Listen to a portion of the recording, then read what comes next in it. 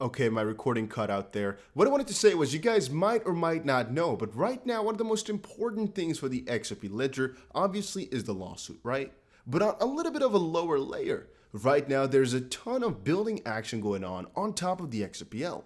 One of the things being a freaking huge amount of airdrops, and a second thing being a huge amount of new NFT ideas and creations. But obviously, that also makes it so a lot of people have to make an account, and a lot of others make a second, a third, a fourth, a fifth, a 10th, a 50th account or so to, for example, claim airdrops or do anything along those lines, basically. There's quite a lot of different incentives right now for people to make additional accounts, and so that's obviously also why the amount of transactions and account creations are spiking. It's just very logical to me.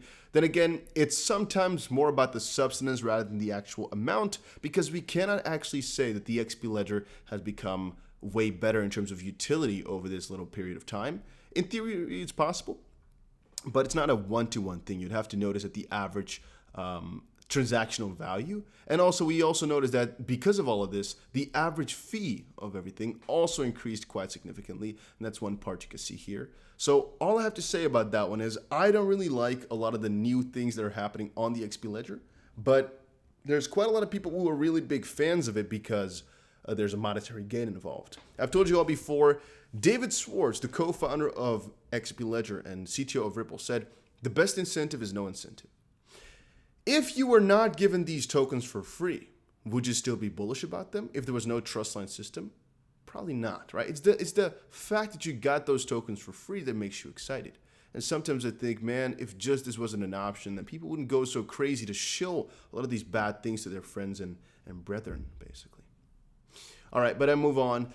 Ripple is also hiring quite a lot of people. We're looking for recent college graduates interested in exploring the world of blockchain, and that one is really interesting to me. Like, college graduates, like what sort of, and really some fresh college graduates? I mean, that's peculiar. So, sound like you? Learn about Ripple's software engineering roles in the following areas: liquidity, DevOps, data, and more. So I'm guessing maybe some computer science students.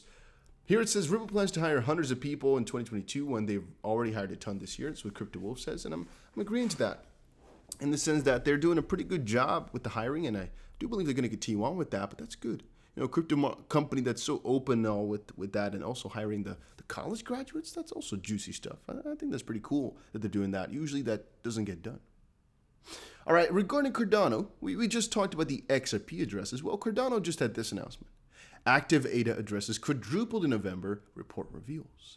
The number of active addresses on the Cardano network quadrupled from October to November as on-chain activity picked up and transaction fees on the network dropped from 45 cents to 38 on average, which again is the opposite for XRP. According to Crypto Compare's recent asset report, in October there were like 50.5 thousand active addresses on the Cardano blockchain. In November, there was 4 times as much. However, Dom Day said this: there's an iconic video of Jeff Bezos talking about how he was watching Amazon making tremendous strides in making the game-changing company that Amazon was, but also saw the stock price tanking. We're seeing normal retracements, but the long-term future is bright. And I sometimes do look at data and think, yeah, the value of it is decreasing quite rapidly throughout the last couple of months, but in reality, the progress that they've made and they're still making is pretty damn insane. All right, then, crypto analyst explains why he's so bullish on Chainlink and Tezos. I'm going to be honest with you guys. I am pretty excited about both of these. Then again, whenever a guy like Altcoin Daily makes a video about it, I always feel as if there's some promotional aspect inside of it or something along those lines. As you guys might know, I don't really like to watch other YouTubers as I don't feel the legitimacy over that most of the time. But I'm also going to be honest from a different perspective saying, well, I do personally think that these are juicy cryptos. They are. As reported by the Daily Hodl, he said, according to Tuesday's announcement, Chainlink said that Schmidt would guide the firm's scaling strategy in its Oracle networks to trigger smart contracts. Huge get, a highly connected guy, a huge get for Chainlink Labs. Chainlink obviously got one of the ex-Google CEOs to join them, which was a pretty big thing. And here it says the company cited a commitment to building a true metaverse and said Tezos would help overcome blockchain's early form limitations for gaming, including scaling energy consumption. So they're really going to be going hard in the metaverse realm or gaming realm, which is also a pretty big thing. So I got to agree with them on that part. MicroStrategy buying more Bitcoin, purchased an additional $1,480 million. They are crazy with those purchases, man. It's insane. Grayscale had a couple of interesting things to say about Solana. I just saw this over on Twitter. Justin Bonds shared a couple of days ago that Solana was DDoSed again the 9th. Anat said, or Anatoly, whatever, in summary, this is straight up BS. DDoS targeting a single leader will only delay the single leader, even if the DDoS perfectly matches with the POH proof of history schedule. A liveliness DDoS attack needs to cover 1/3 weight of all the physical links in the network because people are complaining basically that Solana is bad. Now, Grayscale said this. Solana, pretty good growth, right? They're reporting notes Solana's growth, but they list proof of history, which is Solana's system, as a potential risk. And that's obviously solid from the perspective that Solana went down once before. But it's also apparent to me now that people are putting more and more questions about Solana up. And I just wanted to quickly share that with you guys. I am not necessarily bearish on Cardano, but they are putting up a couple of risks. And so I need to share that with you guys over on the interwebs, as they're not fully going for it, as there's quite a lot of attacks on Solana, and it is susceptible to it, even though some, again, disagree, saying it's not really relevant. Some others are pretty skeptical in the sense that it is kind of scary. I'm going to leave it neutral here because I noticed the last time I covered this, a lot of people were really angry that I talked about it negatively. And so just want to quickly put out there that it exists. You guys can do with the information as you see here as fit. Just wanted to let you guys know that it is going on, though. Then about India, I'm quite confused about this situation as well. Indian Prime Minister Modi tells President Biden's summit cryptocurrency should be used to empower democracy. Every time I read that, I get a little bit confused in the sense that, like, India before was like, no, you know what, we're going to be trying to get rid of all these retail crypto. Then they said, no, not at all. Then we had another counter argument which says, yeah, we are. And now I'm seeing that the prime minister is given such bullish remarks about it. I am so confused with what those guys are doing. We must jointly shape global norms for emerging technologies like social media and crypto so that they are used to empower democracy, not undermine it. Yeah, interesting. Prime Minister Modi will reportedly take a final decision on how crypto will be regulated in India. A high-level meeting was held Thursday to consider all options, including a complete ban on private crypto, a partial ban, allowing all categories of crypto products with regulation, or just a few with regulation. Really peculiar in India. Crazy situation, but I guess they'll fix it, right? I don't think they're going to do anything stupid. At least I hope not. Why Metaverse crypto Decentraland Alien Worlds engine plummeted Saturday morning. I don't think there's really a good reason for it, to be honest with you. Right now, I've told you guys before, I think it's one of the most important sectors to invest in. I have a ton of freaking money in Metaverse, and I'm going to keep it in there. I'm going to keep stacking it up like a freaking madman. If they ever tell you a reason why it's going down, most likely they are joking with you a little bit, in the sense that a crypto can decline a 40% or so without it having too much to do. Alien Worlds, I never knew that thing existed, so if it falls 96%, it's most likely because it's a shitty project anyway, if it's falling 95%.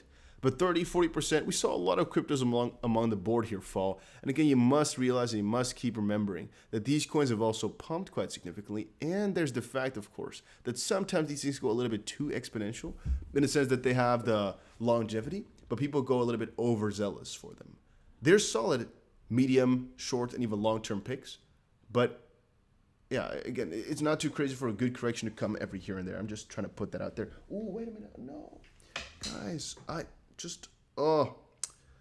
rolled over. You know what? I have a rolling chair, and I kept rolling over something, but it was like stuck. So I like vigorously trying to roll this freaking chair about. It was my charger that is now broken. Whatever. Nice. Nice. Now, about the mana situation, man, it's falling down a little bit. I mean, every crypto fell down. What's the point? They didn't fall like that spectacularly on their own or anything like that. BS. All right. And then IMF advises how crypto should be regulated, citing urgent need for cross-border collaboration. The IMF has outlined some recommendations of how crypto should be regulated, noting that there's an urgent need for cross-border collaboration and cooperation on cryptocurrency regulation. The IMF provides recommendation on crypto regulation. Wow, I said like regulation like 15 times in that little section. What in the world? Crypto assets are potentially changing the international monetary and financial system in profound ways. Crypto assets and associated products and services have grown rapidly in the recent years, and their interlinkages with regulated financial systems are rising. the authors acknowledged. When I look at it like this, I'm thinking, man, they're literally talking about XRP in a certain sense, right? About the cross-border payment realm. I like that. I don't know. I feel it in a good manner as well to read this. Their point, however, being not necessarily bullish, not necessarily bearish. Requirements should be tailored to the main use case of crypto assets and stablecoins they added, noting that regulators need to coordinate to address the various risks arising from different and changing uses, including central banks and security watchdogs. Authorities should provide clear requirements on regulated financial institutions concerning their exposure to and engagement with crypto. So at the end of the day, these are logical remarks. Like, for example, a crypto company should have some, no, not actually a crypto company, like a financial institution should have some really easy guidelines on how much they can expose their portfolio to crypto, for example. It's all from a risk mitigation perspective. There's an urgent need for cross-border collaboration and cooperation to address the technological, legal, regulatory, and supervisory challenges. I'm not so sure that they're actually referring to XP in any way, shape, or form in this regard, because to be honest with you, all they're talking about is that they need to work together with freaking Canada, freaking Japan, Europe, to just put some freaking rules down. But I sometimes do also think, yeah, they're noticing we need to make cross-border rules, but to have proper cross-border rules, you need proper cross-border transactions. Linking it back to XRP, maybe I'm reaching a little bit, but I think it's kind of funny to sometimes do that. So IMF is picking up the pace a little bit, saying, hey, make some crypto freaking regulations. Then again, Ripple and all of us have been fighting for a good little while here. It's not like we've really done much. But I guess the need is getting higher and higher and higher, right? As more parties are putting pressure on it, which is good, I think. For crypto adoption, that is. For cryptocurrency itself, we'll have to see. All right, guys. That was it for today's video. Hopefully you all enjoyed it. If you did, make sure you press the like button and subscribe. And I will definitely see you guys again in another crypto video later today.